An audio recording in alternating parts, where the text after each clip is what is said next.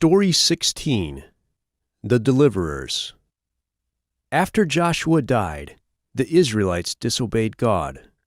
They did not obey God's laws, and they did not drive out the rest of the Canaanites from the Promised Land.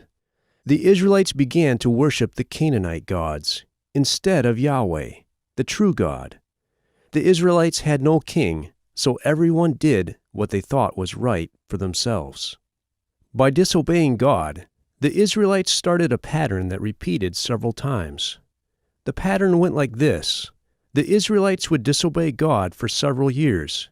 Then he would punish them by allowing their enemies to defeat them.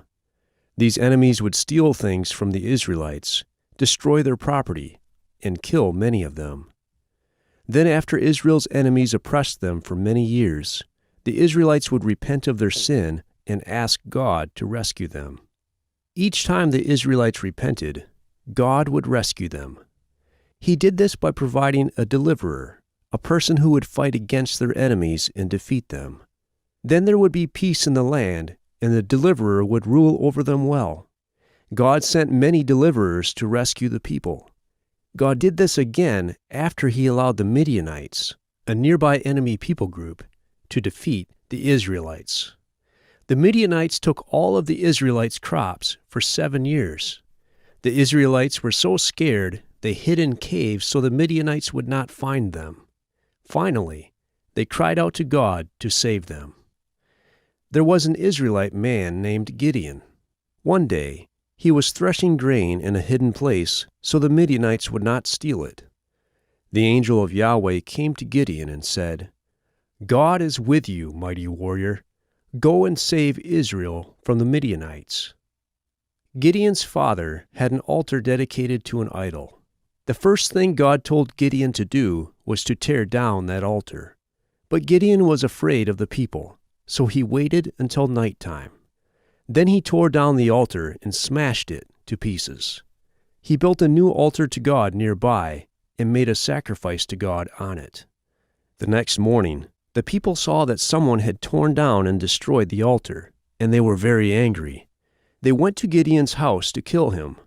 But Gideon's father said, "Why are you trying to help your God? If he is a god, let him protect himself." Because he said this, the people did not kill Gideon. Then the Midianites came again to steal from the Israelites. There were so many of them that they could not be counted. Gideon called the Israelites together to fight them. Gideon asked God for 2 signs so he could be sure that God was really telling him to save Israel. For the first sign, Gideon laid a sheepskin on the ground and asked God to let the morning dew fall only on the sheepskin and not on the ground. God did that. The next night, he asked that the ground be wet, but the sheepskin dry. God did that too. Because of these 2 signs, Gideon believed that God really wanted him to save Israel from the Midianites. Then Gideon called for soldiers to come to him, and 32,000 men came. But God told him this was too many. So Gideon sent home 22,000, all who were afraid to fight. God told Gideon that he still had too many men. So Gideon sent all of them home except for 300 soldiers. That night, God told Gideon, "Go down to the Midianite camp and listen to them talk. When you hear what they say, you will no longer be afraid to attack them." So that night, Gideon went down to the camp and heard a Midianite soldier telling his friend about something he had dreamed. The man's friend said, "This dream means that Gideon's army will defeat us, the Midianite army." When Gideon heard this, he worshipped God. Then Gideon returned to his soldiers and gave each of them a horn, a clay pot, and a torch. They surrounded the camp where the Midianite soldiers were sleeping. Gideon's 300 soldiers had the torches in the pots, so the Midianites could not see the light of the torches. Then all of Gideon's soldiers broke their pots at the same moment, suddenly revealing the fire of the torches. They blew their horns and shouted, "A sword for Yahweh and for Gideon!" God confused the Midianites, so that they started attacking and killing each other. Immediately, Gideon sent messengers to call many other Israelites to come from their homes and help chase the Midianites. They killed many of them and chased the rest of them out of the Israelites' land. 120,000 Midianites died that day. This is how God saved Israel. The people wanted to make Gideon their king.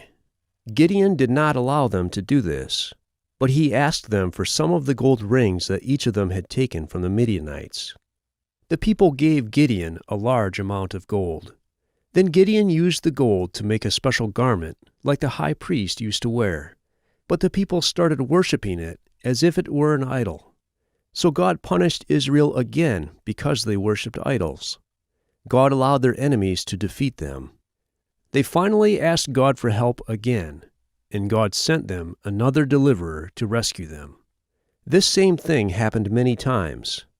The Israelites would sin, God would punish them, they would repent, and God would send someone to rescue them. Over many years, God sent many deliverers who saved the Israelites from their enemies. Finally, the people asked God for a king like all the other nations had. They wanted a king who was tall and strong, and who could lead them into battle. God did not like this request, but he gave them a king, just as they had asked.